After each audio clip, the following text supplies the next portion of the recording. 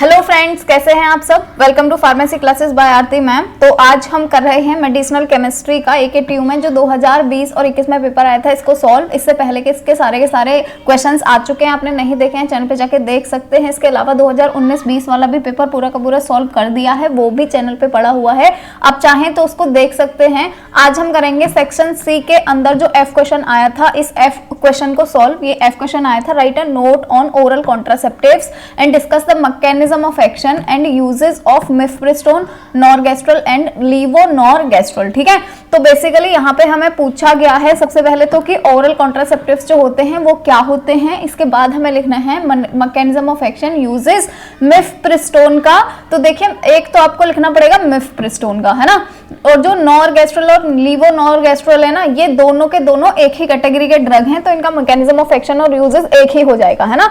तो बेसिकली आपको यहाँ पर एक तो ये लिखना है नॉर्गेस्ट्रल लीवोनॉर्गेस्ट्रल का mechanism of action and uses, एक लिखना है मिफप्रिस्टोन का mechanism of action and uses, और ओरल कॉन्ट्रासेप्टिव के बारे में थोड़ा सा लिखना है ना। तो सबसे पहले हम लिख लेते हैं ओरल कॉन्ट्रासेप्टिव्स जो होते हैं ये क्या होते हैं। तो ओरल कॉन्ट्रासेप्टिव्स जो होते हैं इनको हम बर्थ कंट्रोल पिल भी बोलते हैं, ठीक है। इसके अलावा नेक्स्ट है कि इनके अंदर होता क्या है बेसिकली, तो इनके अंदर हार्मोन होते हैं। जो ओरल कॉन्ट्रासेप्टिव्स होते हैं इनके अंदर हार्मोन होते हैं, जिनको इन पिल्स या फिर टैबलेट जो भी होती हैं ये, इनको हम माउथ के थ्रू लेते हैं, माउथ के थ्रू लेते हैं, इसीलिए इनको क्या बोलते हैं, हम ओरल बोलते हैं, है ना। तो माउथ के थ्रू लेते हैं प्रिवेंट करने के लिए प्रेगनेंसी की, प्रेगनेंसी ना हो, ठीक है। ये जो ओरल कॉन्ट्रासेप्टिव्स होते हैं ये प्रिवेंट करते हैं प्रेगनेंसी को दो मैकेनिज्म के थ्रू। कैसे कैसे, तो एक तो होता है कि ओव्यूलेशन जो होता है फीमेल्स के अंदर, उस ओव्यूलेशन को इनहिबिट कर देते हैं, ठीक है। दूसरा कैसे करते हैं, तो या तो ये इनहिबिट कर देंगे ओव्यूलेशन, और या ये प्रिवेंट कर देंगे स्पर्म का जाना कहां पर, फीमेल के यूटेरस में, है ना। यूटेरस में ना जाए पाए सर्विक्स से, क्योंकि सर्विक्स से होते हुए ही तो स्पर्म जो है वो यूटेरस के अंदर जाएगा, फैलोपियन ट्यूब के अंदर जाएगा, तो सर्विक्स में ही ये रोक देते हैं स्पर्म को और यूटेरस में नहीं जाने देते, ठीक है। जो ओरल कॉन्ट्रासेप्टिव्स होते हैं ये बेसिकली दो तरह के होते हैं जो मार्केट में मिलते हैं, जिनमें से फर्स्ट को हम बोलते हैं कंबाइंड ओरल कॉन्ट्रासेप्टिव्स और सेकेंड होते हैं मिनी पिल या फिर प्रोजेस्टिन ओनली पिल, ठीक है। अब देखिए यहाँ पर कंबाइंड लिख रहा है, तो कंबाइंड का मतलब क्या होता है, इसके अंदर दो या दो से ज्यादा चीजें मिली हुई होती होंगी, है ना। तो वैसे ही कंबाइंड ओरल कॉन्ट्रासेप्टिव्स जो होते हैं इसमें दो चीजें होती हैं, एक तो होता है एस्ट्रोजन और एक होता है प्रोजेस्टेरोन, ठीक है। ये दो चीजें होती हैं कंबाइंड ओरल कॉन्ट्रासेप्टिव के अंदर, और ये मोस्ट कॉमनली यूज जो होती हैं वो ओरल कॉन्ट्रासेप्टिव्स है ना, जो मार्केट में मिलती हैं सबसे कॉमनली यही ही मिलते हैं, जिसमें एस्ट्रोजन और प्रोजेस्टेरोन दोनों होते हैं। सेकेंड टाइप जो होता है मिनी पिल या प्रोजेस्टिन ओनली पिल, इसमें केवल और केवल प्रोजेस्टिन होता है, यहाँ पर लिख भी रहा है प्रोजेस्टिन ओनली पिल या फिर मिनी पिल बोलते हैं क्योंकि छोटे पिल होते हैं, और केवल इनमें प्रोजेस्टिन होता है ना, ओनली प्रोजेस्टिन, और प्रोजेस्टिन का मतलब क्या होता है, प्रोजेस्टेरोन। तो इनमें केवल और केवल प्रोजेस्टिन या फिर प्रोजेस्टेरोन होता है। चलिए नेक्स्ट अब पढ़ेंगे। अब देखिए यहाँ पर मैं आपको एक चीज और बताना चाहूंगी, यहाँ पर है ना छोटा सा नोट लिखने के लिए बोला है ना, तो आपके लिए इतना ही काफी है, सफिशिएंट है इतना ही लिखने के लिए, क्योंकि इससे ज्यादा भी लिखोगे तो इतना ही पूछा गया है, इतना ही लिखो। लेकिन फिर भी अगर आपको ये है कि मेरे को और थोड़ा सा एक्स्ट्रा लिखना है, तो ओरल कॉन्ट्रासेप्टिव्स का ना इसके बाद में आप क्लासिफिकेशन लिख दीजिएगा, है ना। और क्लासिफिकेशन जो है वो मैंने 19-20 वाले पेपर में करवाया हुआ है, तो वहां से क्लासिफिकेशन में भी बेसिकली यही ही दोनों होते हैं, बस इनके अंदर आपको ड्रग याद करने हैं कौन कौन से हैं, है ना। तो क्लासिफिकेशन चाहे तो यहाँ पर लिख सकते हैं आप, पर उसकी नीड नहीं है, बिल्कुल कोई जरूरत नहीं है, चाहो लिख दो, नहीं चाहो मत लिखो, ठीक है। जरूरत नहीं है, बिल्कुल भी जरूरत सिर्फ जितने की थी उतना मैंने यहाँ पर ऑलरेडी प्रोवाइड करवा दिया है। अब नेक्स्ट चलते हैं हम, जो हमारे नेक्स्ट क्वेश्चन थे mechanism of action and uses of mifepristone लिखेंगे सबसे पहले। तो देखिए मिफप्रिस्टोन है ना, ये बेसिकली अबॉर्शन के लिए यूज होता है ना, और अबॉर्शन करने के लिए सबसे ज्यादा फेमस ड्रग जो है वो यही ही है, मिफप्रिस्टोन, ठीक है। अब मिफप्रिस्टोन जो है वो अबॉर्शन करता कैसे है, तो सबसे पहले क्या होता है, जैसे ही पेशेंट ने मिफप्रिस्टोन लिया, ये क्या करता है, यूटेरस के अंदर जो प्रोजेस्टेरोन के रिसेप्टर होते हैं उन रिसेप्टर से जाके बाइंड हो जाता है, और जब ये रिसेप्टर से जाके बाइंड हो गया तो ये दो चीजें करता है, एक तो डेसिडुअल नेक्रोसिस कर देता है और एक रिथमिक यूटेराइन कॉन्ट्रैक्शन कर देता है। इन दोनों टर्म का मतलब क्या है, जैसे सपोज करो ये है यूटेरस, ठीक है, और यूटेरस जो होता है इसकी बेसिकली ना 3 लाइनिंग होती हैं ऐसे, इनमें से जो सबसे अंदर वाली लाइनिंग होती है ना इसको हम बोलते हैं एंडोमेट्रियम, ठीक है।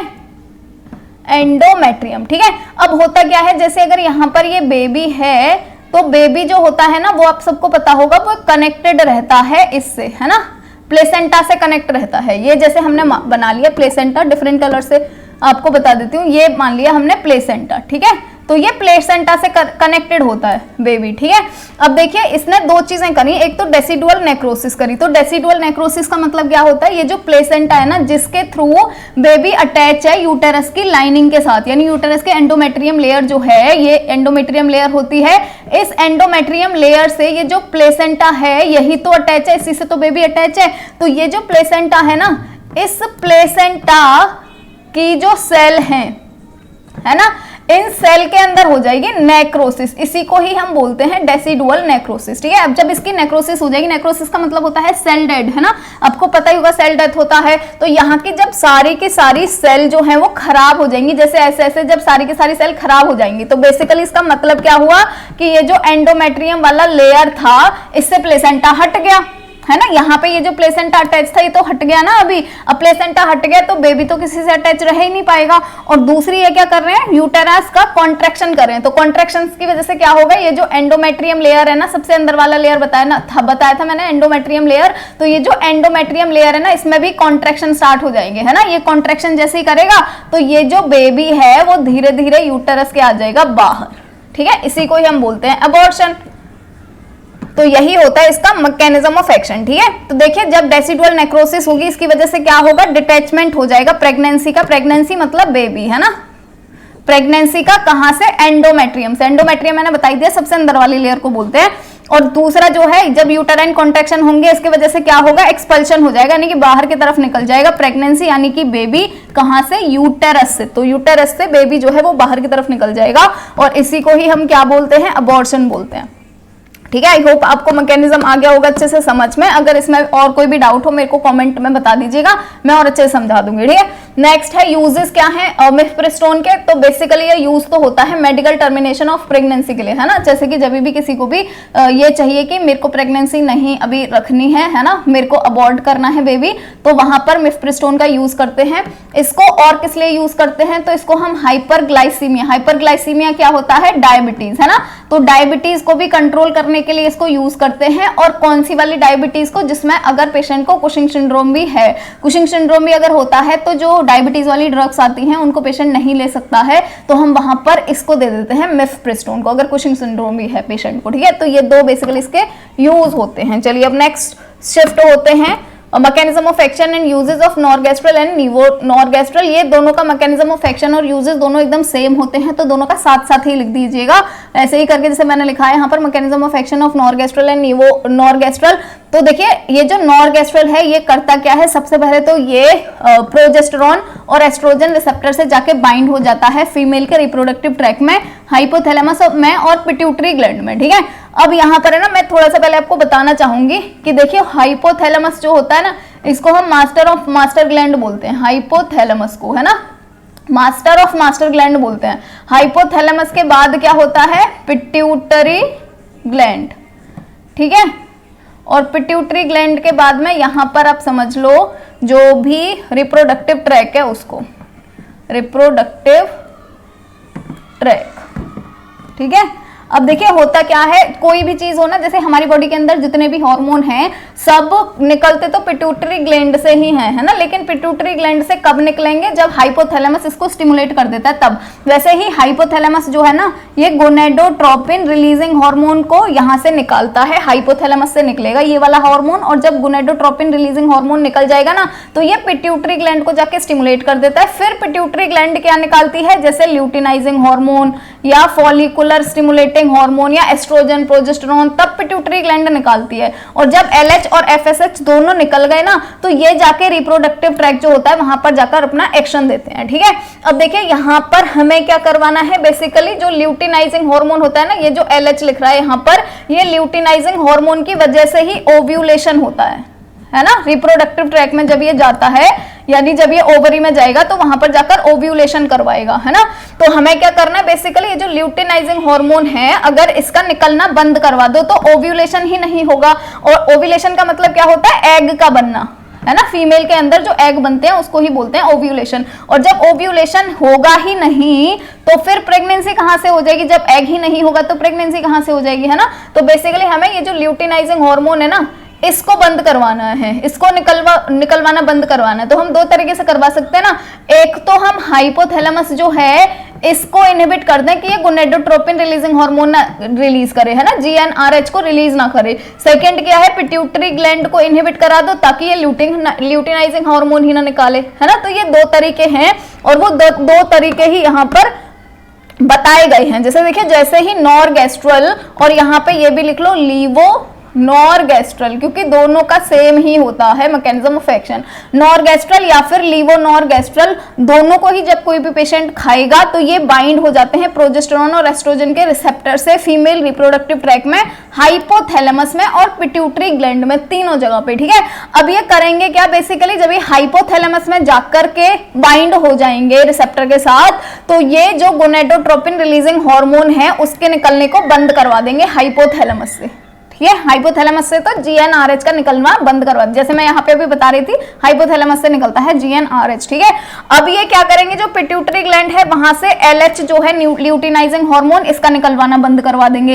दोनों निकलवाना बंद हो गए, दोनों निकलवाना बंद हो गए। इसकी वजह से क्या होगा, बेसिकली जो ल्यूटिनाइजिंग हार्मोन है ना उसका कॉन्सेंट्रेशन कम हो जाएगा, वो कम हो जाएगा, या तो वो निकलेगा ही नहीं, लॉस हो जाएगा पूरा का पूरा, है ना, होगा ही नहीं। तो ल्यूटिनाइजिंग हार्मोन जब कम हो जाएगा, खत्म हो जाएगा, इसकी वजह से क्या होगा, ओव्यूलेशन नहीं होगा, है ना, ओव्यूलेशन इनहिबिट हो जाएगा। और जब ओव्यूलेशन ही नहीं होगा तो प्रेगनेंसी तो प्रिवेंट हो ही जाएगी, क्योंकि ओव्यूलेशन के लिए तो ल्यूटिनाइजिंग हार्मोन जरूरी है ना। ल्यूटिनाइजिंग हार्मोन नहीं है मतलब ओव्यूलेशन नहीं है, ओव्यूलेशन नहीं है मतलब प्रेगनेंसी नहीं है, ठीक है। तो ऐसे करके ये प्रेगनेंसी को करता है इनहिबिट या फिर प्रिवेंट।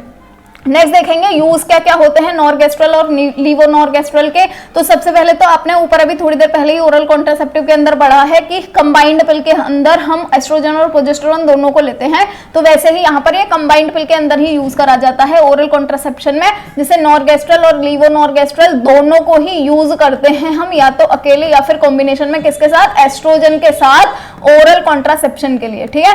नेक्स्ट है, इनको हम और यूज करते हैं यूटेराइन कैंसर के ट्रीटमेंट में, ठीक है, क्योंकि बेसिकली जो मैंने अभी आपको थोड़ी देर पहले बताया था कि जो यूटेरस होता है उसकी 3 लाइनिंग होती हैं। सबसे अंदर वाली लाइनिंग को हम बोलते हैं एंडोमेट्रियम, जिससे बच्चा जो है, जो बेबी है, वो अटैच रहता है ना यूटेरस के अंदर, वो एंडोमेट्रियम लेयर से ही अटैच रहता है ना। तो ये जो सबसे अंदर वाली लेयर है एंडोमेट्रियम, इसमें कभी कभी है ना वो भी हो जाता है, कैंसर भी हो जाता है, बहुत सारे सेल बन जाते हैं यहाँ पे, है ना। तो इसको जब हम यूज करते हैं ना, तो ये पूरी की पूरी एंडोमेट्रियम जो लेयर होती है ना उसको बाहर निकाल देता है, ठीक है। तो इसलिए हम इसको यूटेराइन कैंसर जब बन जाता है एंडोमेट्रियम के अंदर, वहां पर भी हम इसको यूज कर लेते हैं, ठीक है। तो ये था आज का वीडियो, आई होप आपको पसंद आया होगा। पसंद आया है तो लाइक किए बिना मत जाइएगा, अपने दोस्तों के साथ शेयर भी कर दीजिएगा, और अगर हमारे चैनल पे आए हैं और अभी तक सब्सक्राइब नहीं किया है तो सब्सक्राइब भी जरूर कर लीजिएगा, ठीक है। चलिए मिलते हैं नेक्स्ट वीडियो।